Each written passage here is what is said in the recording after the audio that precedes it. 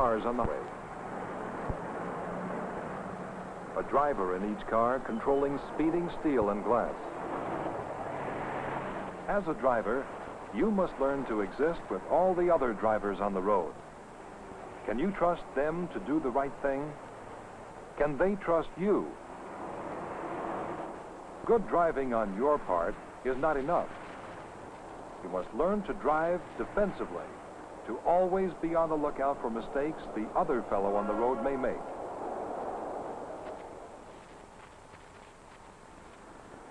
Chuck Hinman is a typical driver. Has he learned to drive defensively? Chuck, do you think you're a good driver? Well, it seems that you are.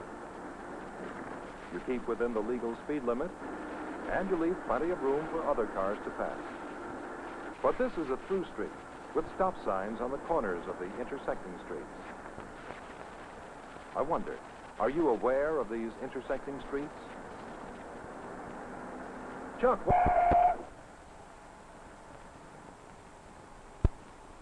yes, you had the right of way. But Chuck, you have to remember that there are many careless drivers and pedestrians. Some are downright criminals because of the risks they take.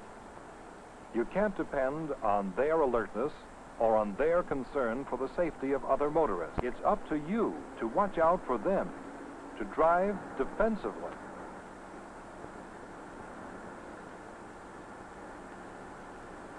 Chuck, what's that ball?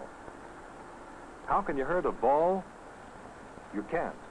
Just remember, a ball belongs to a child.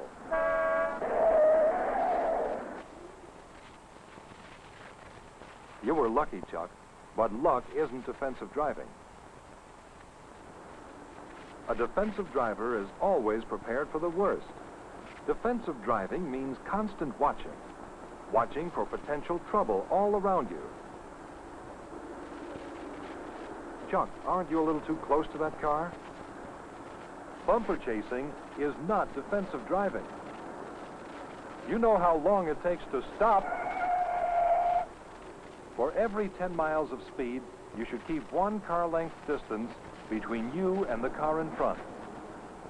That's better. A defensive driver allows a little additional distance as a margin of safety. Now we'll let you drive for a while without making any comments. But we'll be watching you, and at the end of your trip, we'll analyze your driving ability.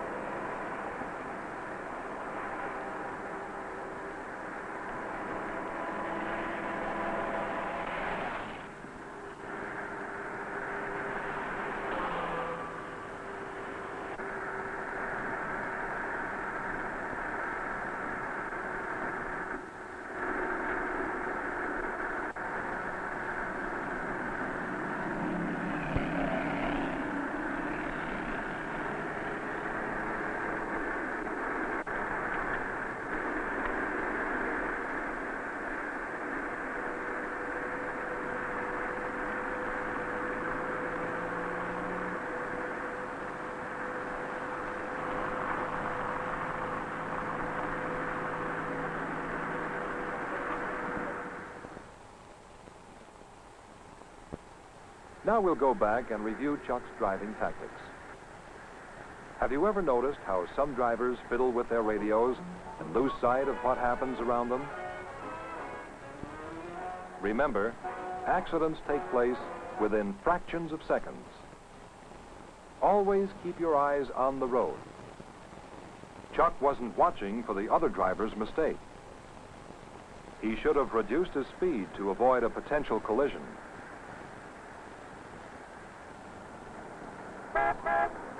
Do you like to sneak through a traffic light?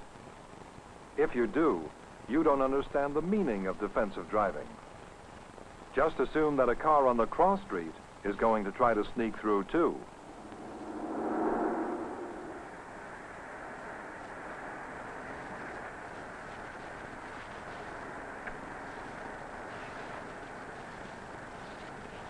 When you make a fast left turn in front of traffic, you're assuming that other drivers on the road are safer drivers than you. That is certainly not defensive driving. And the defensive driver is always on the lookout for pedestrians who can be even more unpredictable than the worst automobile driver.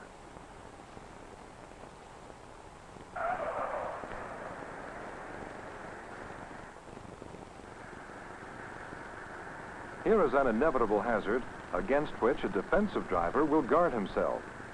It's the blind spot in a traffic pattern. Beware of hills, sharp curves, or large vehicles that interfere with your vision. If you can't see what's ahead, you should always expect the worst to be there.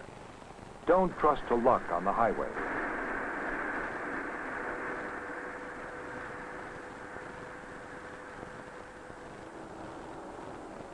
Children can be unpredictable and irresponsible. They know far less about safety than you do. Honking the horn is not enough. A defensive driver would have used his brakes.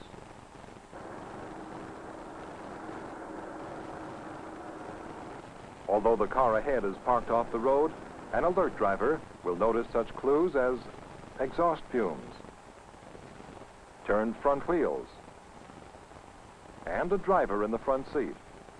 They all point to a potential collision.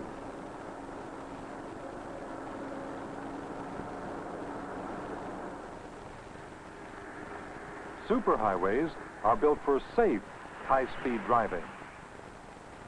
Chuck should have turned into the acceleration lane, and then, when traffic cleared, moved carefully into the right-hand lane. He shouldn't let a good road tempt him into dangerous driving.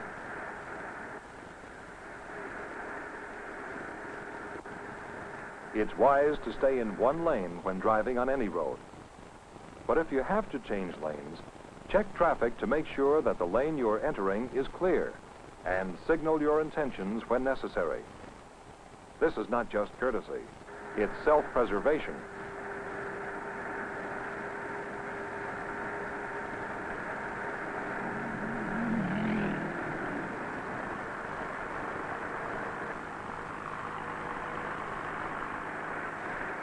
Have you decided how you'd have reacted to this reckless driver? Would you have started a race on a public highway? A defensive driver has no need to prove himself on the highway. To him, a car is a means of transportation, not a symbol of power.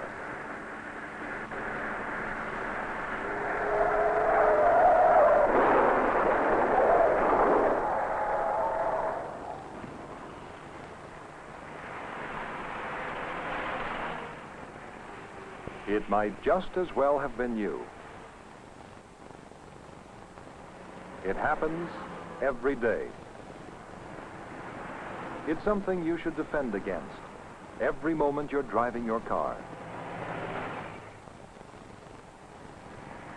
It's your choice.